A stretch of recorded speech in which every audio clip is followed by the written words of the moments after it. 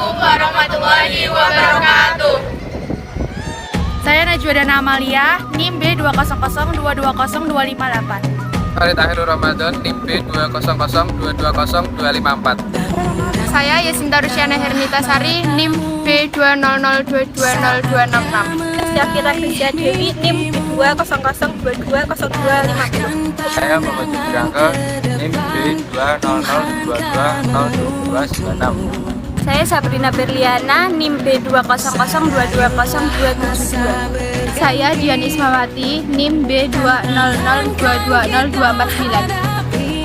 Video ini dibuat untuk memenuhi tugas proyek Pancasila pada mata kuliah Pendidikan Pancasila dengan dosen pengampu Ibu Mira Setiawati.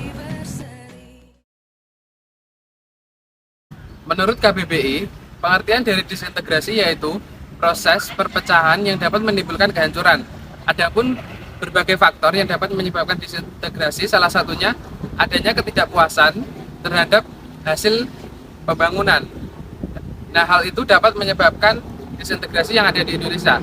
Salah satu contoh disintegrasi yang ada di Indonesia yaitu lepasnya Timor Leste dari negara Indonesia. Mereka memilih untuk berdiri sendiri dan memerdekakan negaranya sendiri.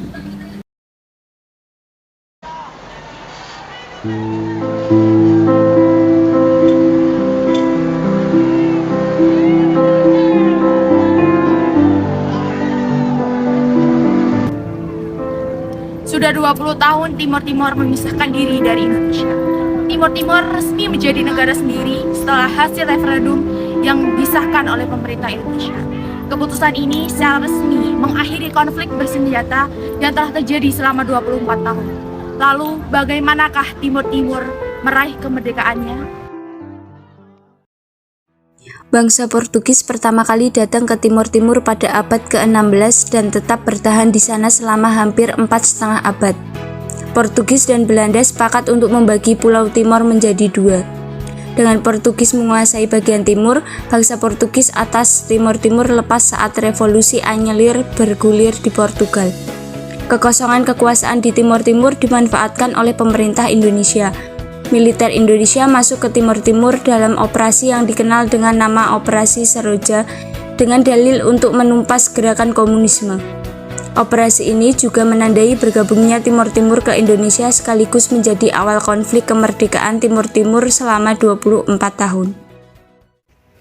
Konflik tersebut berlangsung dan menewaskan hingga 180.000 warga Timor Timur.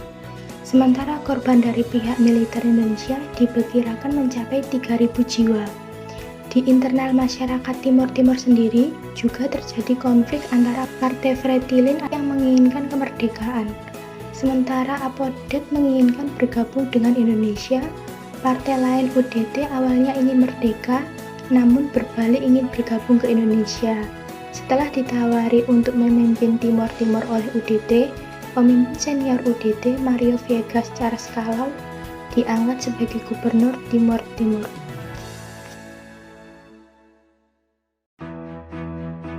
Walaupun demikian, konflik masih terus berlangsung. Tragedi yang paling menyita perhatian adalah peristiwa Santa Cruz.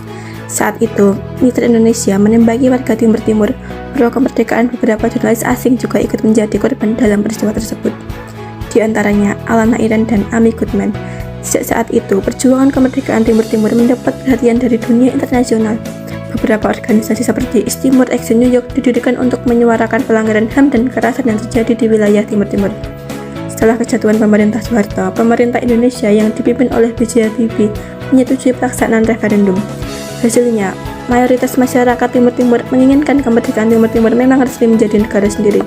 Namun, bukan berarti setelah merdeka, negara ini aman dan damai. Salah satunya yang terjadi pada 11 Februari 2008, ketika kelompok pemberontak yang dipimpin oleh Mayor Alfredo Leonardo menyerbu kediaman Presiden Ramos Horta. Ramos Horta terluka parah dalam aksi tersebut, sementara Mayor Alfredo Leonardo tewas dalam aksi tersebut.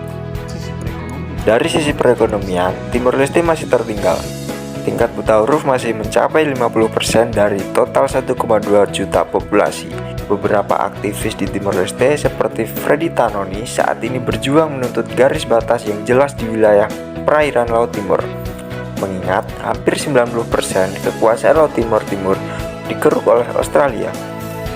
Setelah berpisah dari Indonesia, masih memiliki posisi yang penting bagi Timor Timur. Hubungan dagang dan pembangunan juga masih terjadi di antara keduanya. Sejarah dan tragedi kelam pernah terjadi di antara dua negara ini. Lalu, apakah menurut hubungan kedua negara ini terus membaik? Dari konflik tersebut dapat disimpulkan bahwa latar belakang lepasnya Timor Timur dari Indonesia adalah gagalnya diplomasi Indonesia meyakinkan masyarakat internasional akan kehendak rakyat Timor Timur untuk merdeka lewat integrasi dan ditandatanganinya perjanjian New York pada tanggal 5 Mei 1999 mengenai penyelesaian masalah Timor Timur dengan pelaksanaan referendum. Faktor-faktor lepasnya Timor Timur terdapat faktor internal dan faktor eksternal. Faktor internal meliputi masalah HAM yang terjadi di Timor Timur dan penyelesaian ekonomi dan politik di Indonesia. Sedangkan faktor internal meliputi desakan HAM.